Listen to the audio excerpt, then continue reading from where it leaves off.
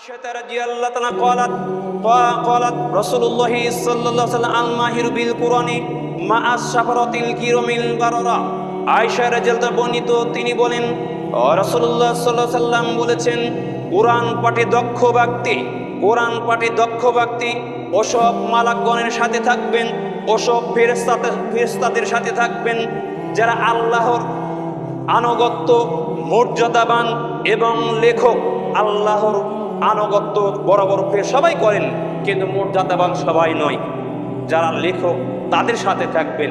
একথা বলার পর রাসূল সাল্লাল্লাহু আলাইহি ওয়াসাল্লাম বলছেন, ওয়াল্লাযী ইয়াকরাউল কুরআনা ওয়া ইয়াতাতাআউ ফিহি ওয়া হুয়া আলাইহি শাক্কুন লাহু আজরান। রাসূল সাল্লাল্লাহু আলাইহি ওয়াসাল্লাম বলছেন, আর যে ব্যক্তি কোরআন পাঠ করেন এবং তার জন্য কষ্টকর হওয়া সত্ত্বেও বারবার পাঠ করেন, তার জন্য 2 গুণ সওয়াব রয়েছে। সুবহানাল্লাহ। কোরআন পড়তেই হবে, চেষ্টা করতেই হবে। যদি আপনি ভালো না পড়তে পারেন, তাহলে আপনার জন্য 2 গুণ সওয়াব। আপনি ভাঙ্গা চুরে করে পড়তেছেন, পড়েন আলহামদুলিল্লাহ, কিন্তু আপনি কোনোদিন চেষ্টাই করলেন না, তাহলে পড়া কি করে হবে? আপনি সওয়াব পাবেন কি করে? যা বিগত দিনে আপনাদের বোঝাচ্ছিলাম।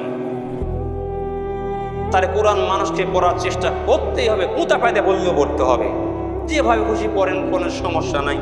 যদি ভালো করে পড়া যান, তাহলে আপনার জন্য এই মর্যাদা। আর যদি ভালো করে পড়তে না পারেন, তাহলে আপনার জন্য ডবল মর্যাদা, ডবল নেকি। একথায় মুহাম্মদ সাল্লাল্লাহু আলাইহি ওয়াসাল্লাম হচ্ছে, হাদিস বুখারী মুসলিম, এখানে সন্দেহের কোনো অবকাশ নেই।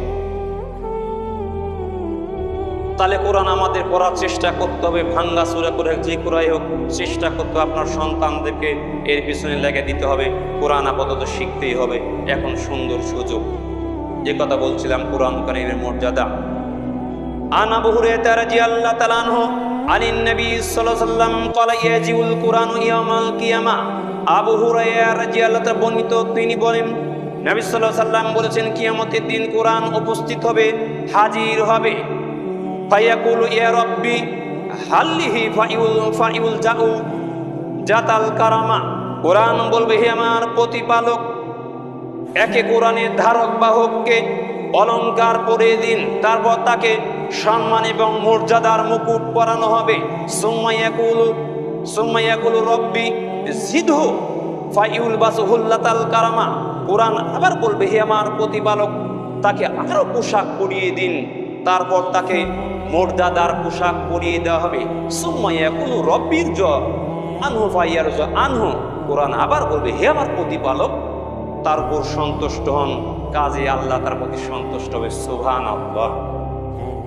তাহলে যদি আপনি কোরআনের সাথে সম্পৃক্ত না থাকেন, কোরআন পড়া না জানেন, তাহলে উল্টে অনুবাদ করেন, দেখি কি হয়। সেদিন কোরআন, রাসূল সাল্লাল্লাহু আলাইহি ওয়াসাল্লাম তো তাদের বিরুদ্ধে সাক্ষী দিবে, কোরআনও তাদের বিরুদ্ধে সাক্ষী দিবে। কি করবেন আপনি? দশা আপনার কি হবে? তাহলে অত্র হাদিসে রাসূল সাল্লাল্লাহু আলাইহি ওয়াসাল্লাম 3টি দিক উল্লেখ করে তুলে ধরেছেন। 1, কিয়ামতের দিন কোরআন উপস্থিত হবে এবং বলবে, হে আমার প্রতিপালক, একে কোরআনের ধারক বাহককে অলংকার পরিয়ে দিন। তখন তাকে সম্মান এবং মর্যাদার মুকুট পরানো হবে। 2, কোরআন আবার বলবে, হে আমার প্রতিপালক, তাকে আরো পোশাক পরিয়ে দিন, তাকে মর্যাদার পোশাক পরিয়ে দেওয়া হবে। 3, কোরআন আবার বলবে, হে আমার প্রতিপালক, তার উপর সন্তুষ্ট হন। কাজে আল্লাহ তার উপর সন্তুষ্ট হবে, আর আল্লাহ যদি সন্তুষ্ট হয়, তার জন্য জান্নাত অবধারিত। সুবহানাল্লাহ। কিন্তু কে বুঝে এগুলি কথা, কে মানে?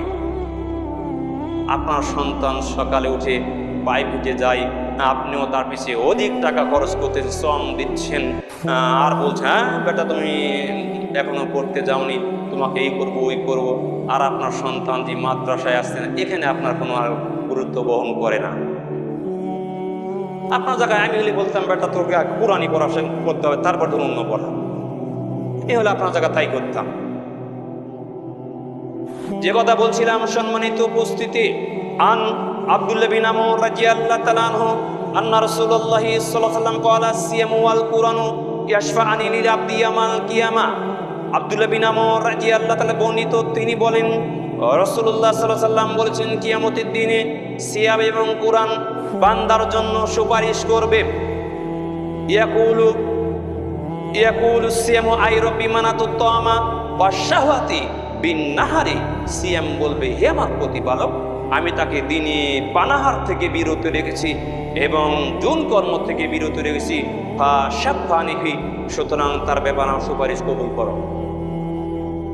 ওয়ায়াকুলুল কুরআনু মানাতুন ওয়ায়াকুলুল কুরআনু ইয়া রাব্বি মানাতুন নামা বিল্লাইলি, কুরআন বলবে হে আমার প্রতিপালক, আমি তাকে রাতে ঘুম থেকে বিরত রেখেছি, সে রাত থেকে আমাকে তেলাওয়াত করেছে, আমাকে অধ্যয়ন করেছে। ফাশাফানিহি, সুতরাং তার ব্যাপারে আমার সুপারিশ কবুল কর। কে বলবে? কুরআন বলবে, কথা বলবে মানুষের মতো আল্লাহর সাথে। কলা ফায়ুশাফান, রাসূল সাল্লাল্লাহু আলাইহি ওয়াসাল্লাম বলেন তাদের উভয় সুপারিশ কবুল করো। সুবহানাল্লাহ। তাহলে এই যে রমজান মাস আছে, অধিকাংশ মহিলা মানুষ এই রমজান মাসে শুধু কোরআন খতম দেওয়ার একটা প্রতিযোগিতায় লেগে যায়, আর 11 মাস কোনো খবর থাকে না। শুধু রমজান মাস আলিকের খতম আর খতম। কে কয় খতম দিল জিজ্ঞাসা করে যে হুজুর আমার খতম হলো, এক খতম হলো। রমজান মাস গেল তো ওটা আবার টাকে উঠে গেল। তাহলে 2 নম্বর বিষয়টি আমাদের আলোচনার সাথে সম্পৃক্ত। কোরআন আল্লাহ তাআলার দরবারে সুপারিশ করবে। যদি কোরআনকে মেনে না চলেন, কোরআন পাঠ না করেন, এর সাথে সম্পৃক্ত না থাকেন, কোরআনের বিরুদ্ধোচ্চারণ করবে, কোরআনের বিপক্ষে সাক্ষী দিবে। যে কথা বলছিলাম, সম্মানিত উপস্থিতি, কুরআনুল কারীম সম্পর্কে আলোচনা। আন আব্দুল্লাহ বিন আমর রাদিয়াল্লাহু তাআলা আনহু قال قال رسول الله صلى الله عليه وسلم يقال لصاحب القرآن يقرأ ورتل كما كنت وترتل في الدنيا। আব্দুল্লাহ ইবনে আমর রাদিয়াল্লাহু তাআলা বর্ণিত, তিনি বলেন রাসূলুল্লাহ সাল্লাল্লাহু আলাইহি সাল্লাম বলেছেন, কিয়ামতের দিন কোরআনের বাহককে বলা হবে, তুমি কোরআন পাঠ করতে থাকো আর জান্নাতের উপর দিকে উঠতে থাকো, এবং দুনিয়াতে তুমি যেভাবে ধীরস্থর গতিতে কোরআন পাঠ করতে সেভাবে পাঠ করতে থাকো, তাড়াহুড়া করার দরকার নেই। একথা বলার পর রাসূল সাল্লাল্লাহু আলাইহি ওয়াসাল্লাম বলছেন, ফাইন্না মানজিলাকা ইনদা আখিরি আয়াতিন তাকরাউহা, কারণ যে আয়াতে তোমার পাঠ সমাপ্ত হবে, যে আয়াতে তোমার পাঠ শেষ হবে, তোমার জান্নাতে সেখানে স্থান হবে। সুবহানাল্লাহ। যার যত কোরআন মুখস্থ আছে সে কোন জান্নাতে তত তলায় স্থান পাবে। একজন হাফেজ তাহলে কোথায় পাবে? এর পিছনে লেগে থাকতে হবে। এর পিছনে লেগে না থেকে কোনোদিন এই মর্যাদা মানুষ অর্জন করবে এই কথা নয়। তার শেষের হাদিস, তার আলোচনা আজকে জুমার খুতবার শেষ হাদিস, খুব গুরুত্বপূর্ণ হাদিস। যারা কোরআন পড়া জানেন তাদের জন্য, যারা জানেন না তাদের জন্য এই হাদিস নয়। عن أبي موسى الأشعري رضي الله تعالى عنه قال قال رسول الله صلى الله عليه وسلم تعهدوا القرآن।